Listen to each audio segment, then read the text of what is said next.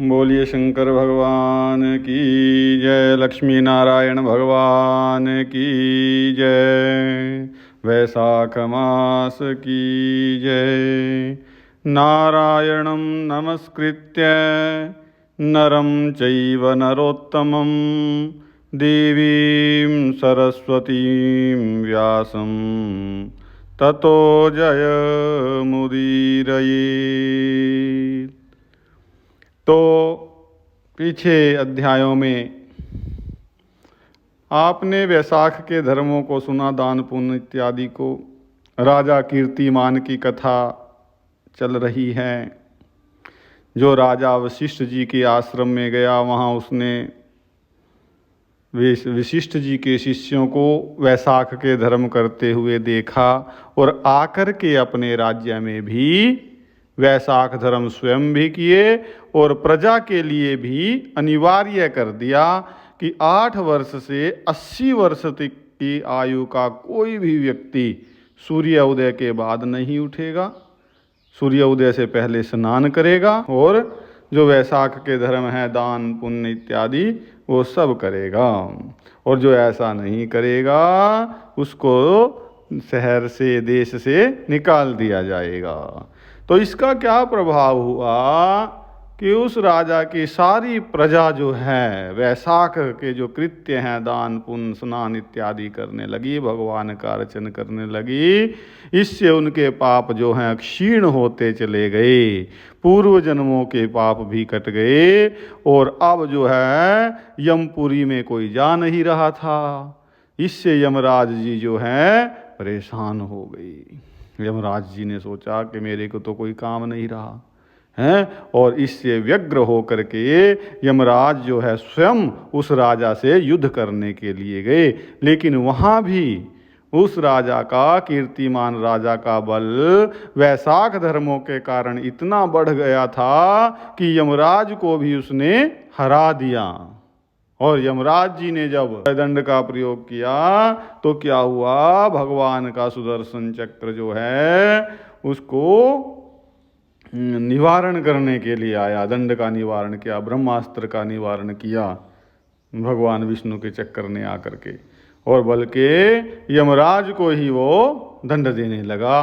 तब कहीं जा कर के राजा ने स्वयं जो है यमराज जी के लिए प्रार्थना की उस सुदर्शन चक्र से और यमराज की रक्षा की। इसके बाद यमराज अपने लोक में नहीं गया बल्कि ब्रह्मा जी के पास गया, वहाँ जा कर के अपना सारा दुख सुनाया। और इसको देख करके, यमराज की स्थिति को देख करके सारे जो देवी देवता हैं वो बड़े ही आश्चर्यचकित हुए कि इतना बलवान, सबको दंड देने वाला, सबके कर्मों का फल देने वाला है यमराज जो है स्वयं मूर्छित हो रहा है, स्वयं व्यग्र है, दुखी है, कष्ट में है। और इसके बाद पवन देवता ने आकर के वह बड़े अपनी विशाल बाजुओं से यमराज जी को बिठाया, उनको सहारा दिया और फिर यमराज जी को कहा कि आपके साथ ये किसने किया है, किसने तुम्हारे खाते पार डाले और वस्त्र पार डाले, बताओ ये सारा जो अपना दुख है आप ब्रह्मा जी के सम्मुख कहो। इसके बाद जो है यम कहने लगा ब्रह्मा जी से कि हे ब्राह्मण, मेरा तो सर्वनाश हो गया, मेरा पद खंडन हो गया, और जिसका पद खंडन हो जाए उसका जीवन ही वृथा है। अब स्वामी सेवक की जिस कार्य पर नियुक्ति करें और वो सेवक उस कार्य को ना कर सके तथा स्वामी का धन भी खाता रहे तो वह लकड़ी का कीड़ा बनता है, घुन बनता है। अब जो आपका कार्य है वो नहीं कर सकता। क्यों? क्योंकि राजा कीर्तिमान ने ये सब कर्म नष्ट कर दिया है। तो इस मास के भय से समुद्र तक सब प्रजा वैशाख मास के कर्तव्य धर्म का पालन करती है और अन्य धर्म के कार्य जैसे पितरों का श्राद्ध, अग्निष्टोम, होम आदि यज्ञ, तीर्थ यात्रा, विविध दूसरे शुभ कार्य भी उन्होंने छोड़ दिए। योग, सांख्य, प्राणायाम करना, होम, स्वाध्याय सब कुछ छोड़ करके अन्य प्रकार के पाप करके भी वैशाख मास में किए धर्मों के प्रभाव से सब वैकुंठ को चले जा रहे हैं। जो कोई शुभ कर्म करता है वही इसका शुभ फल भोगता है। नियम तो ये है लेकिन वैशाख धर्म से क्या है कि उनके अलावा भी, उनके अतिरिक्त भी, उनके सिवाय भी तीनों कुलों की अर्थात 26 पीढ़ी का है, तीनों कुलों क्या 26 पीढ़ी का वैकुंठवास हो जाता है।